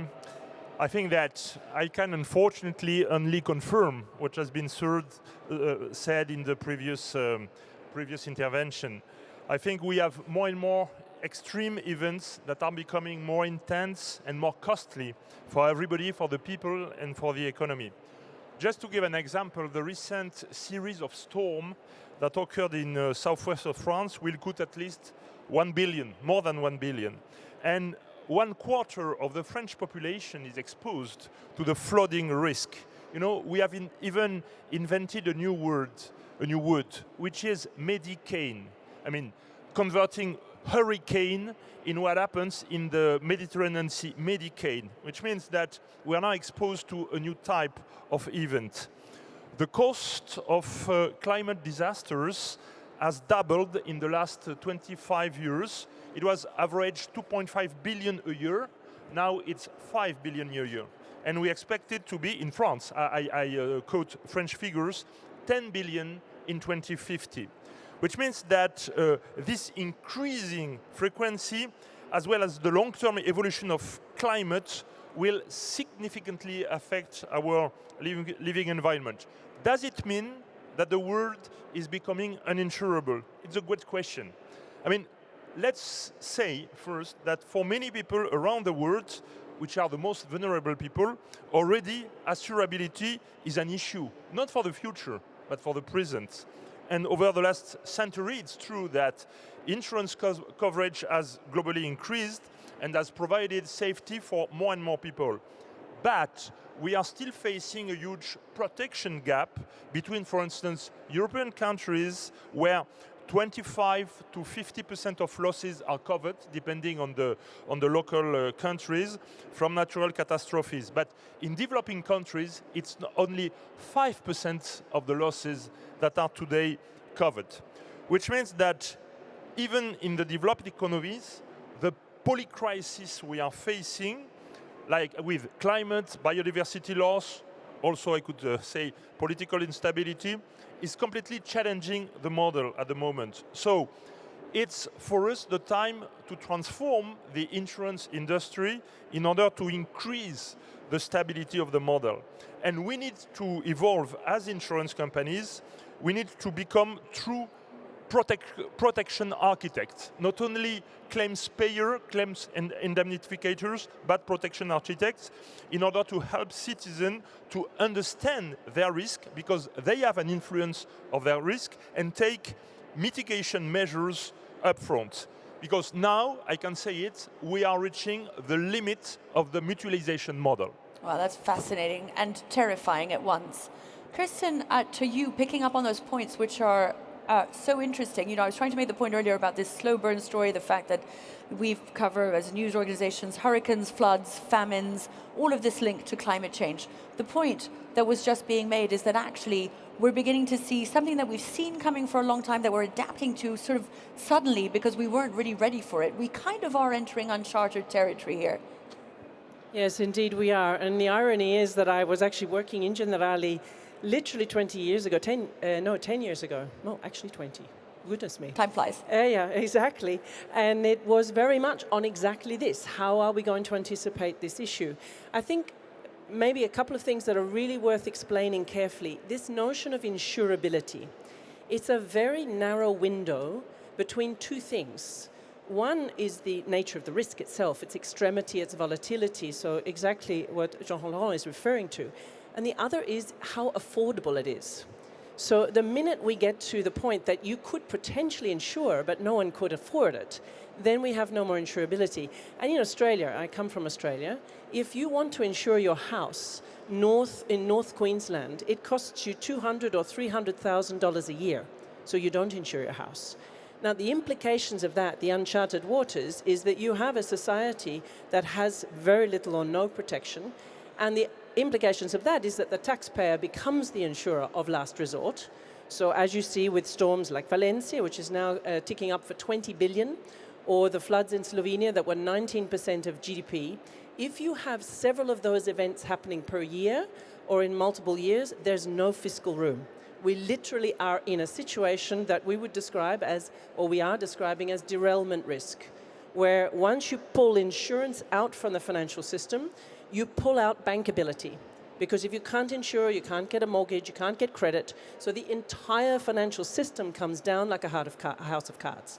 And that is why a derailment risk then gets to, indeed, conflict, societal breakdown, chaos, and complete collapse.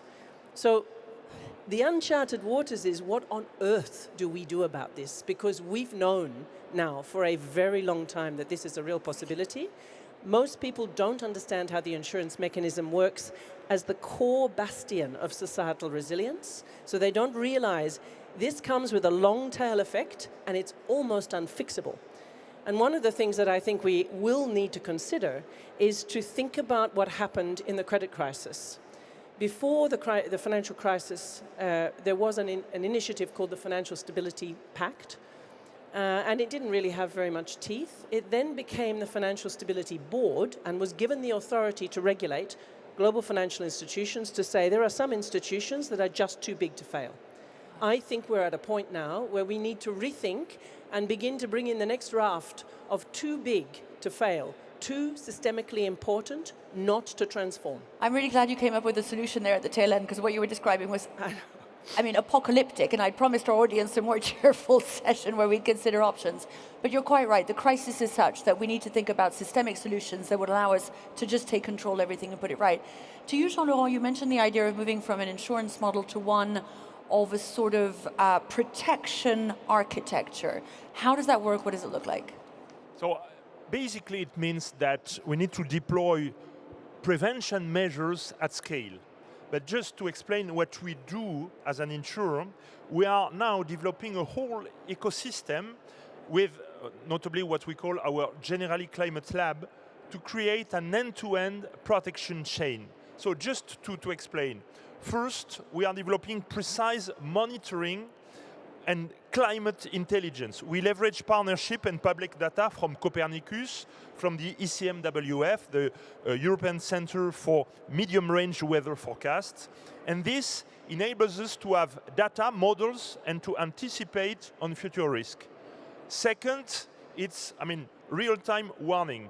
We provide early warning and personalized alerts in the event of natural catastrophes, enabling our clients to take real-time the necessary safety measures. And we send, for instance, 2 million alerts to our customers per year. Third, we are developing vulnerability diagnostics at asset and household levels so that people can be aware of their risk and take mitigation measures in anticipation. I mean, for instance, if you want to know with your address your own exposure, we have developed a free access website in order to identify the risk. It's called Ensemble face au risque, perfectly free access. You do not need to commit to anything, to leave your email address, or whatever. It's just for, waking up the awareness on risk. And we are also developing most advanced diagnostic tools with new startups called Geoya, Mayan. I don't want to be too long on the matter. Fourth, we advise to our customers very concrete prevention measures, such as flood backflow waves, which are very important in case of flooding, water barriers, in order to reduce the cost of future claims and better protect the asset. But we need to go beyond. It's not enough. We now have to contemplate how to link the adoption of prevention measures with the tariff and the coverage. It means that make it conditional. The only way to keep this affordable. It's absolutely key. And now I want also to mention the fact that we have 800 agents in the field. They are more and more becoming, climate advisors, in order to explain to the customers how can they act, how can they, have an influence on their risk in order to keep their insurance policy affordable. It's also the idea to guide the implementation and connect them sometimes with public funding, public incentives that are helping to better equip, the buildings, for instance. So, if you want to know more about this, I just want to a little bit of advertising. We have a workshop at 2:30 in Balcony 3, so where we will detail all what we do for this goal. That sounds promising as well, and more cheerful than we started. Kirsten, to you, you work on system transformations across cities, agribusiness, all kinds of different areas. And you said that we need to design a world now for moving beyond 2 degrees of global warming. Tell us about that. Well, the world design is critical. I think it comes to really thinking about the design principles for a world in which you have violent events, what we've been hearing on stage all morning. So principles that we know create a more effective capacity to respond, as Kathy was referring to before. That means principles of distribution and decentralization and redundancy. Energy systems that are microgrids, energy communities that are distributed grids over whole territories so that if there is a breakdown at one point, it doesn't break down everything else. So you have this capacity to run resilient systems. Same with food systems. We need to think about the implications, really understand the implications of what we're saying, because we're often able to say this, but we don't really translate that into outcomes. And one of the implications of building infrastructure, designing business models, running financial systems in a situation of radical uncertainty is you need to design with what Gregory Bateson called a budget of possibilities. Not assume that there's any one solution that will fix a thing forever, but assume that you're working with hundreds of options of ways of beginning to put multiple solutions together. And in fact, one of the interesting things about climate transformation is that almost every solution that's useful is a multi-solve. It's multiple properties of materials, it's multiple ways in which we prevent and mitigate, it's ways in which we integrate. But there are also just technology fixes. When I was working, I moved from European insurance to Australian insurance, where the situation was already quite significant. And one of the ironies of working in an Australian context is houses are built by European engineers and builders. So their focus is standing a house up on solid foundations. But if you're in Australia, you have 3 cyclones coming through a year. It's not the importance of the foundations, it's the importance of tying the house to the ground. So often, actually, one of what's happening is the insurance industry is introducing incentives or subsidies or conditionality to change some of the core building components so that houses survive. And we ran an experiment with MIT with 3D printing with Skylar Tibbetts. 3D printing is where you use advanced manufacturing to create a situation where the molecules of a structure change themselves without human intervention. And we printed in steel because we had a conversation, hang on a minute, most of our garage doors in houses are roller doors, so the steel is soft. And when a cyclone comes, the garage door blows in, creates a vacuum, the roof comes off, you've lost the house. So printing in steel with molecules that when they get agitated lock meant that we were installing garage doors that when the cyclone came, the door literally became as hard as concrete, but it didn't blow in. And the next cyclone, you suddenly see all those houses survive. So there are ways in which you can really think about the relationship with innovation and financial services to construct a world that is physically more resilient and really embed that. But it comes ultimately to thinking in two terms. It comes to capability and mindset, that we begin to understand we have to educate people for this beyond 2 degrees world. Really help people understand, make the connections and anticipate. And secondly, it comes with understanding that one of the things we are going to have to really embrace is the dynamics of change. We need the feedback loops in the core economic system to change. We need the feedback loops in the way in which we design things to get positive, what we're calling positive tipping points. And the necessity of understanding that solutions are necessarily complex, but that doesn't make them impossible. I would love to ask you, Jean-Laurent, about that question of looking at complexity. How do we keep economies at once insurable and livable and get, first complexity, the private and public sectors to work together towards that? Yeah, and just to make the link with what Kirsten has just said and to illustrate the magnitude of the phenomenon, in France we have 11 million of houses that are exposed to the risk of severe damages due to drought. Which means that if we do not do something in advance, it will become, a catastrophe for the whole society. But just to come back to your question, the protection chain that I described previously is just one piece of the puzzle. It's true that we need to create some public-private partnership in order to be able to face the magnitude of the phenomenon. In France, we have something which is specific called the régime catastrophe naturelle, régime CatNat, which is an asset of this of our society in France. This regime, which is a common one, ensures that almost 100% of insured properties in France are automatically covered against major natural hazards once a catastrophe is recognized. 100% in France, whereas, for instance, it's only 12% of the SMEs in Italy that are now covered for this type of risk. This allows us to cover risk that private insurance market would not be able to price alone, simply. And this contributes to making the premium more affordable for everybody thanks to a better and larger mutualization. So it's a question of sharing the risk between the private sector and the public state in order for the common good to have a better mutualization. It's in fact a triangle between the client, the insured, the insurers, and the state. It's a three parties relationship, and what we want to do is to reward concrete prevention behaviors. Also in France, we have a dedicated budget, a little bit technical, but there is something called Fonds Barnier, which allows to invest for climate resilience and to fund some concrete actions, such as the one I was mentioning to prevent the impact of drought. So this CatNat regime, natural catastrophes regime, is a great asset.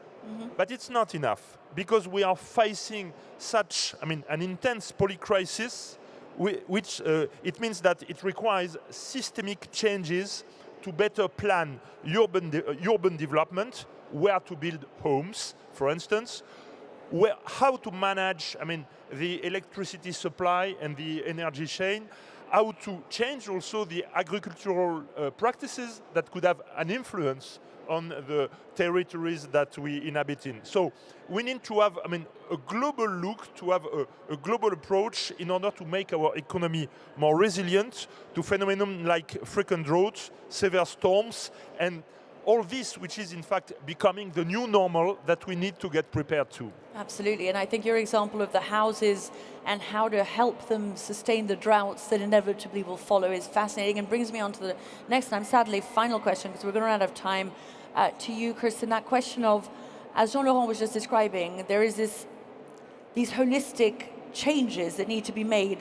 Are we still dealing with the short term rather than the long term too much in how we think about all this? That's a clear yes. The question is, how do we trigger ourselves out of being obsessed and focused on the short term when you have quarterly reporting cycles, when you still have fundamentally a capitalist system focused on short-term shareholder profit? And indeed, as you heard Paul Polman this morning, shifting the extent to which businesses understand that the science is part of their core performance requirements. But really that means understanding how to connect two things. We are talking about something that is ultimately systemic risk to the societal stability, well-being, prosperity, survivability of every single economy on this planet. We need to make a link between systemic risk and strategic risk, i.e. you, as a leader of a business, as a governor, in government and in business, you are liable, you have a prudential responsibility for the long-term health and viability of that business. And we are now talking about a situation in which making short-term decisions actively feeds the fact that the greatest risk of all is the status quo. And instead of shifting forward and starting to bring in wider notions of value, wider understandings, this absurd term that we call externalities. We are describing our own destruction as something external to ourselves.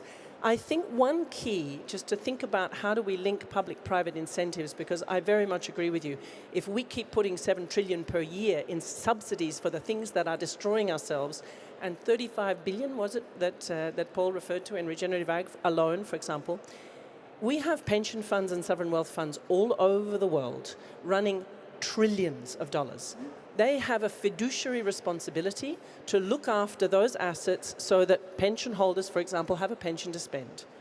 Well, it is a relatively small extension of fiduciary responsibility to say, you'll need a world stable enough in which people can live to be able to spend. So 2% of assets under management now dedicated to run the kind of public-private financing mechanisms that will accelerate affordable homes that are also resilient and that are also decarbonized. And regenerative agriculture, that just might connect the systemic risk with our actions now. So you have allowed us to end on a spectacularly positive note with plenty of potential changes. Thank you so much to both of you for a really fascinating panel. Thank you.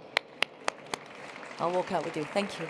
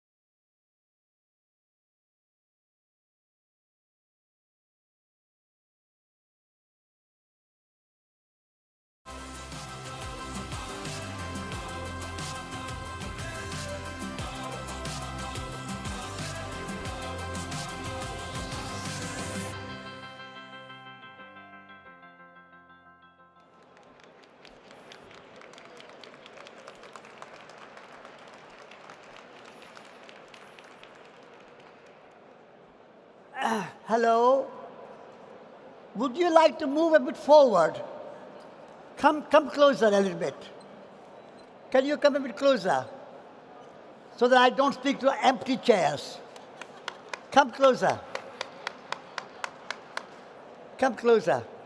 Can you move? In the front seats. Come in the front seats. Okay. You have been hearing lots of talks this morning. So you have seen the dance.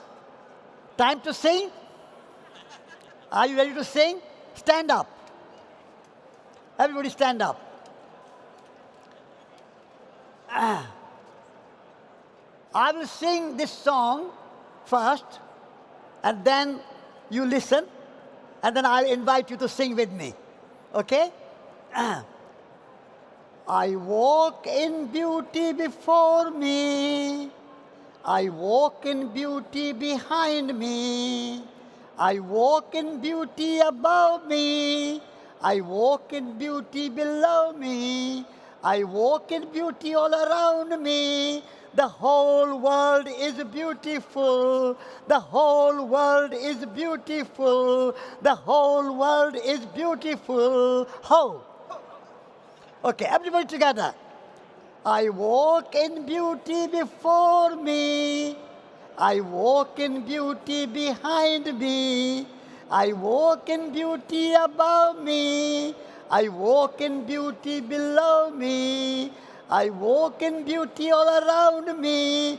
The whole world is beautiful. The whole world is beautiful. The whole world is beautiful. How? Once again? Okay. Everybody loudly. Sing together with joy, not holding back. I walk in beauty before me. I walk in beauty behind me.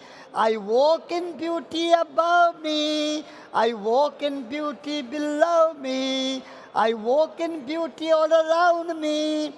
The whole world is beautiful. The whole world is beautiful. The whole world is beautiful. Oh, sit down.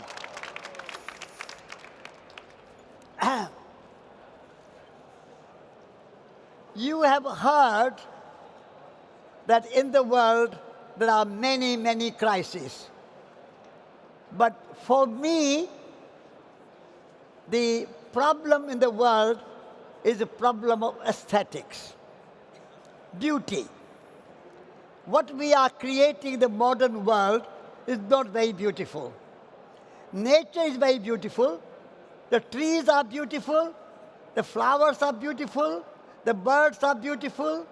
The rivers and lakes and oceans are beautiful. Humans are beautiful. All of you are very beautiful. But what we are creating in the modern world,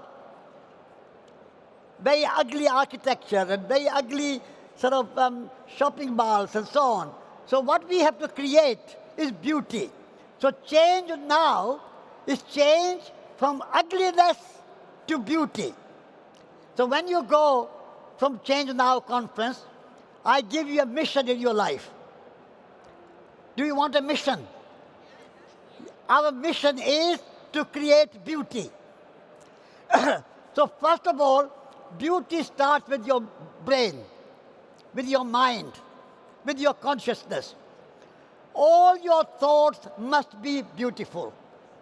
If you have any ugly thoughts, discard them. Always be mindful that I have only beautiful thoughts. Once you have beautiful thoughts, then you say, I will have beautiful words. Every word you speak, every word you speak should be pleasing, should be like music to your ears or listeners' ears. Beautiful words. And then beautiful action. So whatever you do, it should be beautiful. Beautiful food. Cook beautiful food. Be a good cook. Be a beautiful gardener. Maybe in Paris, you don't have a gardens easily, but have in the window, have a little window box and grow some herbs, basil, mint, or some flowers. And your clothes should be beautiful. Handmade, if possible. This is handmade, hand-spun, hand-woven, Gandhian clothes. So just beautiful clothes and beautiful relationship. Only love relationship. At the moment, our relationship with the natural world is a very utilitarian. We think that nature is only a resource for making money. That has to change. Nature is not a resource for the economy. Nature is a source of life itself. At the moment we say nature is only valuable when it is useful to humans. When a standing tree has no value. But if you cut it down and make it a wood, that is a value. So that has to change. That's not beautiful. So if you want to address the climate change, if you want to address any other environmental problem or social problem or spiritual problem, start with valuing nature in its own right. Arne Næss, the Norwegian philosopher, called it deep ecology. Can you remember the word deep ecology? Shallow ecology is valuing nature, protecting nature, but only because it's useful to humans. But deep ecology is to value nature in its own right, intrinsic value. We think that nature is not living nature, inanimate. It's a kind of dead nature. Scientists think nature and planet Earth is a dead rock. But there was a great scientist in England called James Lovelock, and he created a very beautiful scientific theory called Gaia. The word Gaia is the root word for geography, geology, geometry. All these words come from Gaia. Gaia is the goddess of the earth. Remember, Gaia is the goddess of the earth. Gaia is a living system, not a dead rock. So if we say nature is a living being and nature is not inferior to us, humans are not above nature, but humans are part of nature. We are nature. Can you all say, we are nature? We are nature. Nature is not only there, the trees, the mountains, the forest, the animals, the birds, the side river, and the lakes. We are also made of earth, air, fire, water. So we are nature. Nature and humans are not separate. This idea of separation has been very prevalent, that we are not nature. Nature is out there. So nature has become a resource for the economy, but also humans have become a resource for the economy. We say human resources, HR. Have you heard of HR in your business, in your government department? HR means human resources. Humans have become a resource. Nature has become a resource. And we just make money, money, money. That's become the God. New religion is a money religion. So I think if you want to create a beautiful world, then I think we have to say, we have to be more natural, we have to live close to nature, and we make beautiful things, beautiful words, beautiful ideas, beautiful relationships, and no ugly words, no ugly thoughts. And always think, what can I do to change the world? What can I do to make a world a better place? Not what government can do, what business can do, what other people can do, what universities can do, somebody else can do. And we criticize and we feel impotent. We feel powerless.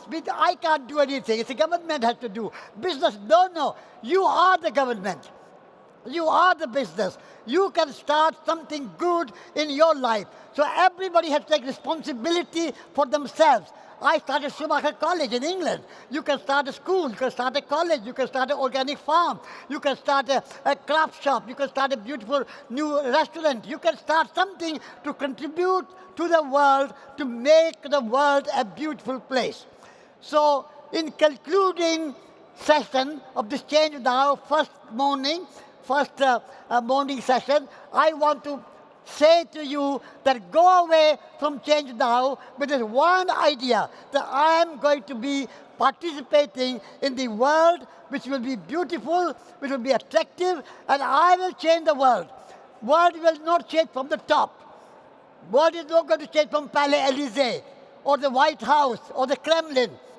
They are all going to war in Iran and Iraq, Ukraine and Gaza and so on. So we have to make peace at the grassroots level. Peace begins with you and me in our hearts. We have to take responsibility and refuse to go to war, refuse to pollute the world, refuse to waste the world, refuse to throw things away like linear economy. Take, use, throw away. Take, use, waste bin. So we have to stop making waste. And everything has to go cycle, like a cycle of life. Cycle of time, cycle of nature. Nature, you can plant a seed, you become a tree, leaves fall on the ground, they become soil again, it has a fruit, it has a seed again, that seed can go back into the soil and the trees again. Nature is cyclical, but our human economy, industrial economy, commercial economy is linear. You take, use, throw away. Take, use, throw away. So you and I are participating in this creation of ugliness. So if we can change that and be part of this beautiful world, then I think world can change. So Change Now starts with creating beauty. Thank you very much. Thank you, thank you. Thank you, thank you, thank you, thank you, thank you. Okay. Bye-bye. Such an honor to listen to. Thank you so much. Thank you, my pleasure. Satish Kumar there, who is of course a former monk and a long-term peace and environmentalist, who's been very quietly but surely changing the way we think about these things for 50 years now. I want to thank you all for being with us for this session of the Adaptation Imperative. A look at where we are, how bad things are, but what hope there is. I think we achieved our purpose of leaving you not entirely depressed and slightly hopeful. Thank you.